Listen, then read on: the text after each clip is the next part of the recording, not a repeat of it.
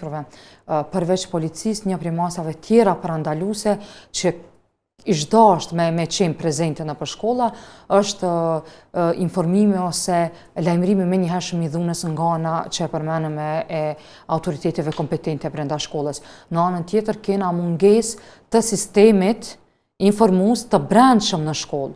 Do me thonë, nuk kena një sistem të brendshëm brenda shkollës pra që i lajmëron ose i raporton sjelljet e rrezikshme, sjelljet e kundërligjshme brenda mujit përkatës.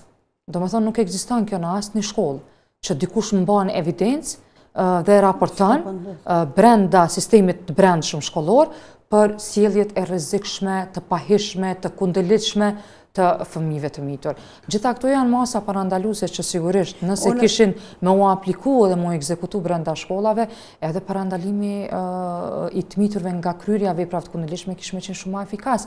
Në anën tjetër, edhe pse nuk është fushë e imja nga rastet praktike, konsideroj se shkak deri te kjo apo një ndër faktorët është mungesa e psikologëve dhe sociologëve të përhershëm në shkolla patjetër, mirë po është mungesa e komunikimit prind-shkollë. Mungesa e komunikimit prind-shkollë. Funksionimi i trekanshit didaktik. Definitivisht. Në anën tjetër dhe mungesa e komunikimit prind-fëmijë.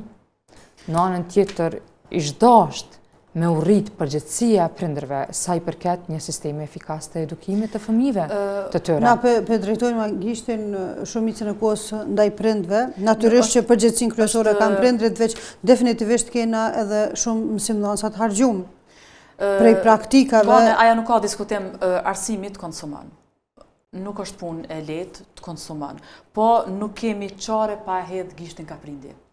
Tash, tani në kohën moderne që po jetojmë, nuk punon vetëm baba, punon edhe nana. Nëse punon gjatë ton ditës, prindrit shpesh sot mendojnë që kanë kryer prindrimin të ja plotsu krejt kushtet e mundshme fëmijëve. Fëmia i ka të gjitha kushtet materiale, nuk i mungon kur gjë. Edhe sot edhe me dashur me gëzu fëmin për një gjest të mirë që ka bë, për një notë mirë që ka bë, për një sjellje shembullore që ka bë, nuk i me çka e gëzon. Sepse ka të gjitha, nuk i vjen çudi, as kënaqësi, as gëzim, çka do që i dhuron. Të ja ofru të gjitha prindrit. Dhe nëse mund ta përmend këto. Kur nanat punojnë për zonë tetor, në punë, kur të vinë i pret pa fund punë dhe obligime tjera, gjithçka kanë me orar, gjithçka kanë me minutazh, koha gjumit, koha darkës, koha detyrave, as një nanë, as një prind nuk duhet me e mbyll ditën pa bisedu të paktën një orë me fëmin e vet. Sa problemet, nuk ndodh problemi aty për aty. Ndodh një zinxhir derisa të bëhet problemi madhor. Po, është vërtet, po në anën tjetër, përderisa fëmia gjendet në kohën e caktuar që duhet me ndodhë në shkollë, përgjegjësia kalon te autoritetet e shkollës. Unë prandaj thashë problemet po konsideroj që bisedojnë rrjete sociale po vinë po zgjedhen në shkollë.